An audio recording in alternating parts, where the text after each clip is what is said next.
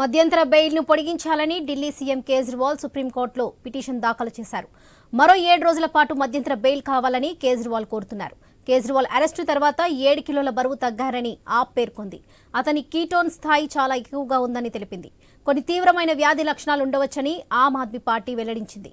వాస్తవానికి జూన్ 1 వరకు కేజ్రీవాల్కు సుప్రీంకోర్టు మధ్యంతర బెయిల్ మంజూరు చేసింది. ఆమ్ ఆద్మీ పార్టీ ప్రకారం కేజ్రీవాల్ ఆరోగ్యాన్ని వైద్యులు పరీక్షించారు. అతను పీఈటీ సిటీ స్కాన్ అనే పరీక్షలు చేయించుకోవాల్సి ఉంది. విచారణ పూర్తి చేసేందుకు మరో 7 రోజులు గడువు కావాలని కేజ్రీవాల్ కోరారు.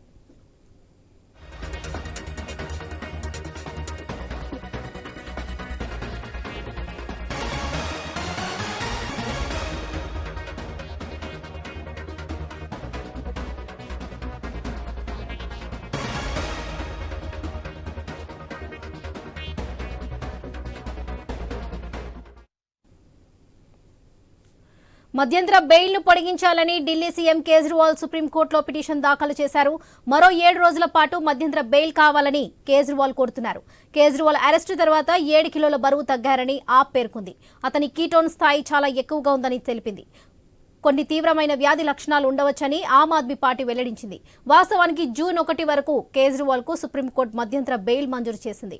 ఆమ్ ఆద్మీ పార్టీ ప్రకారం కేజ్రీవాల్ ఆరోగ్యాన్ని వైద్యులు పరీక్షించారు. అతను పీఈటీ సిటీ స్కాన్ అనే పరీక్షలు చేయించుకోవాల్సి ఉంది. విచారణ పూర్తి చేసేందుకు మరో 7 రోజులు గడువు కావాలని కేజ్రీవాల్ కోరారు.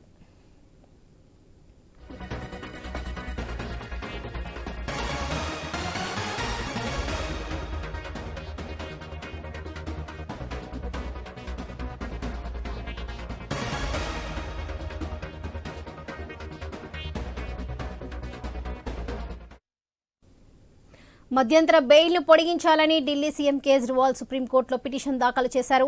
మరో 7 రోజుల పాటు మధ్యంతర బెయిల్ కావాలని కేజ్రీవాల్ కోరుతున్నారు. కేజ్రీవాల్ అరెస్టు తర్వాత 7 కిలోల బరువు తగ్గారని ఆప్ పేర్కొంది.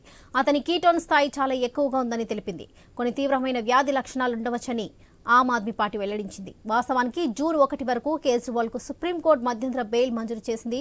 ఆమ్ ఆద్మీ పార్టీ ప్రకారం కేజ్రీవాల్ ఆరోగ్యాన్ని వైద్యులు పరీక్షించారు. అతను పీఈటీ సిటీ స్కాన్ అనే పరీక్షలు చేయించుకోవాల్సి ఉంది. విచారణ పూర్తి చేసేందుకు మరో 7 రోజులు గడువు కావాలని కేజ్రీవాల్ కోరారు.